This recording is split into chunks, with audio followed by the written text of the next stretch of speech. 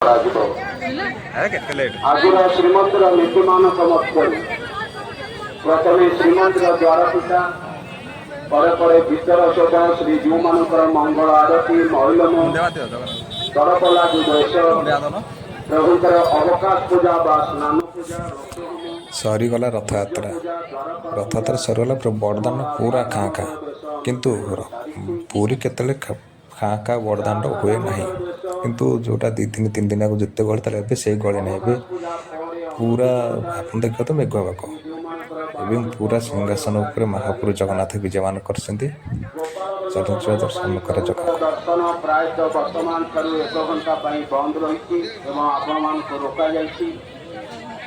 ଗୋପାଳ ବଲ୍ଲଭ ଭୋଗ ସରିଲା ପରେ ପ୍ରାୟତଃ 1 ଘଣ୍ଟା ପରେ ଦର୍ଶନ ଖୋଲିବ। ଏହାପରେ ବର୍ତ୍ତମାନକୁ ଦଳ ଦଳ କରି ଦର୍ଶନ ପାଇଁ ଛଡ଼ାଯିବ। ତେଣୁ ଭକ୍ତମାନେ ବ୍ୟସ୍ତ ହେବେ ନାହିଁ, ଧୈର୍ଯ୍ୟ ହେବେ ନାହିଁ। କିଛି ସମୟ ଅପେକ୍ଷା କରିବେ, ନିଶ୍ଚିତ ଦର୍ଶନ ପାଇବେ। ଗୋପାଳ ବଲ୍ଲଭ ଭୋଗ ପରେ ପରେ ଶ୍ରୀଜୀଉମାନଙ୍କର ସକାଳ ଧୂପ, ପରେ ପରେ ବାଳ ଧୂପ, ଆଶ୍ୱିନ ଶୁକ୍ଳ ଏକାଦଶୀ ଠାରୁ କାର୍ତ୍ତିକ ପୂର୍ଣ୍ଣିମା ପର୍ଯ୍ୟନ୍ତ କାର୍ତ୍ତିକ ବ୍ରତ ପାଇଁ ଶ୍ରୀଜୀଉମାନଙ୍କର ସ୍ୱତନ୍ତ୍ର ଭୋଗ ବାଳ ଧୂପ, ଯାହାକି ସକାଳ ଧୂପ ପରେ ଅନୁଷ୍ଠିତ ହୋଇଥାଏ। ବାଳ ଧୂପ ପରେ ମହାପ୍ରଭୁଙ୍କର ରାଧା ଦାମୋଦର ବେଶ ଓଲାଗି କରାଯିବ। ପରେ ପରେ ମଧ୍ୟାହ୍ନ ଧୂପ, ବାଳ ଧୂପ ପରେ ଭୋଗମଣ୍ଡପ ଭୋଗ, ଭୋଗମଣ୍ଡପ ଭୋଗ ପରେ ପରେ ମଧ୍ୟାହ୍ନ ଧୂପ, ମଧ୍ୟାହ୍ନ ଧୂପ ପରେ ପରେ ସୁଦର୍ଶନ ମହାପ୍ରଭୁ ପ୍ରଭୁଙ୍କର ଆଜ୍ଞାମାଳ ପ୍ରାପ୍ତ ହୋଇ ଚୌଥରେ ବିଜେ କରି 4 ଆଶ୍ରମ ବିଜେ କରିବେ। ସୁଦର୍ଶନ ମହାପ୍ରଭୁ ବାହୁଡ଼ା ବିଜେ କଲା ପରେ ପରବର୍ତ୍ତୀ ନୀତି ସବୁ ଅନୁଷ୍ଠିତ ହେବ। ଭକ୍ତମାନଙ୍କ ପାଇଁ ସୂଚନା, ବର୍ତ୍ତମାନ ଗୋପାଳ ବଲ୍ଲଭ ଭୋଗ ଅନୁଷ୍ଠିତ ହେବ। ସେଥିପାଇଁ ବର୍ତ୍ତମାନ ଠାରୁ ପ୍ରାୟତଃ 1 ଘଣ୍ଟା ପାଇଁ ପ୍ରଭୁଙ୍କର ଦର୍ଶନ ବନ୍ଦ ରହିଛି ଏବଂ ଆପଣମାନଙ୍କୁ ରୋକାଯାଇଛି। ଶ୍ରୀଜୀଉମାନଙ୍କର ଗୋପାଳ ବଲ୍ଲଭ ଭୋଗ ସରିଲା ପରେ ପ୍ରାୟତଃ 1 ଘଣ୍ଟା ପରେ ଦର୍ଶନ ଖୋଲିବ। ଏହାପରେ ବର୍ତ୍ତମାନକୁ ଦର୍ଶନ ପାଇଁ ଛଡ଼ାଯିବ। ତେଣୁ ଭକ୍ତମାନେ ବ୍ୟସ୍ତ ହେବେ ନାହିଁ, ଧୈର୍ଯ୍ୟ ହେବେ ନାହିଁ। କେହି କାହାରିକୁ ଠେଲି ଦେଇ ଆଗକୁ ଆସିବା ପାଇଁ ଚେଷ୍ଟା କରିବେ ନାହିଁ। ଭକ୍ତ ହିଁ ଭକ୍ତମାନଙ୍କୁ ସାହାଯ୍ୟ କରିବେ। ଗୋପାଳ ବଲ୍ଲଭ ଭୋଗ ପରେ ପରେ ଦର୍ଶନ ଖୋଲିବ। ଆପଣମାନଙ୍କୁ ଦଳ ଦଳ କରି ଦର୍ଶନ ପାଇଁ ଛଡ଼ାଯିବ।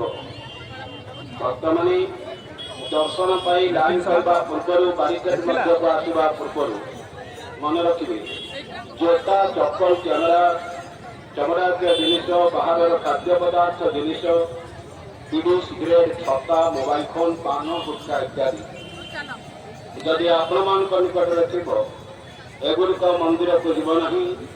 ମନ୍ଦିର ବାହାରେ ଥିବା ଯେକୌଣସି ଯଥାସ୍ଥାନ କିମ୍ବା କୌଣସି ସୁରକ୍ଷିତ ସ୍ଥାନ କିମ୍ବା ମନ୍ଦିର ପ୍ରଶାସନ ତରଫରୁ ଖୋଲାଯାଇଥିବା ଫ୍ରି ଷ୍ଟାଣ୍ଡରେ ରଖିବେ। ତାପରେ ମନ୍ଦିର ପ୍ରଶାସନ ତରଫରୁ ଖୋଲାଯାଇଥିବା ଫ୍ରି ଷ୍ଟାଣ୍ଡରେ ରଖିବେ। ତାପରେ ଦର୍ଶନ ପାଇଁ ଲାଇନ କରିବେ। ଭକ୍ତମାନେ ଦର୍ଶନ ପାଇଁ ଆସିବା ସମୟ 9:30 ପୂର୍ଣ୍ଣ ପାରମ୍ପରିକ ପୋଷାକ ପରିଧାନ କରି ଶ୍ରୀମନ୍ଦିରରେ ପ୍ରବେଶ କରିବେ। ମହାପ୍ରଭୁଙ୍କର ଅଶେଷ ପାଳନ କରିବେ। 12 ବର୍ଷରୁ ଉର୍ଦ୍ଧ୍ୱ କୌଣସି ଭକ୍ତ ଆମର କଟକ ଚାଲୁନି ଏବଂ ଛୋଟ ଶ୍ରୀମନ୍ଦିରରେ ପ୍ରବେଶ କରିବେ ନାହିଁ। ଅନ୍ୟ ଭକ୍ତମାନଙ୍କର ସମଭାବନାରେ ଜାଗା ସୃଷ୍ଟି କରିବେ ନାହିଁ।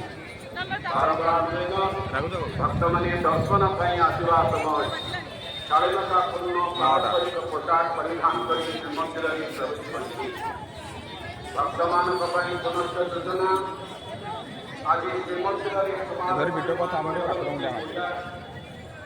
ହାତ ହିଁ ନେଇ ଧରି ସନ୍ଧ୍ୟା ସମୟରେ ମତେ ମୋ ଫଟୋ ଆଣିବ। ମହାପ୍ରଭୁଙ୍କର ନଗର ପରିକ୍ରମା ଏବଂ କାର୍ତ୍ତିକ ବ୍ରତର ପଞ୍ଚମ ଦିବସ। ଶ୍ରୀମନ୍ଦିରରେ କାର୍ତ୍ତିକ ବ୍ରତ ଆଶ୍ୱିନ ଶୁକ୍ଳ ଏକାଦଶୀ ଠାରୁ କାର୍ତ୍ତିକ ପୂର୍ଣ୍ଣିମା ପର୍ଯ୍ୟନ୍ତ 1 ମାସ 5 ଦିନ ଧରି ଶ୍ରୀମନ୍ଦିରରେ ଅନୁଷ୍ଠିତ ହୋଇଥାଏ କାର୍ତ୍ତିକ ବ୍ରତ। ଏହି କାର୍ତ୍ତିକ ବ୍ରତରେ ମହାପ୍ରଭୁଙ୍କର ସ୍ୱତନ୍ତ୍ର ବେଶ, ରାଧା ଦାମୋଦର ବେଶ ଏବଂ ସ୍ୱତନ୍ତ୍ର ଭୋଗ ପାଳନ ହେବ। ଆଶ୍ୱିନ ଶୁକ୍ଳ ଏକାଦଶୀ ଠାରୁ କାର୍ତ୍ତିକ ଶୁକ୍ଳ ଦଶମୀ ପର୍ଯ୍ୟନ୍ତ ମହାପ୍ରଭୁ ଭକ୍ତମାନଙ୍କୁ ରାଧା ଦାମୋଦର ବେଶ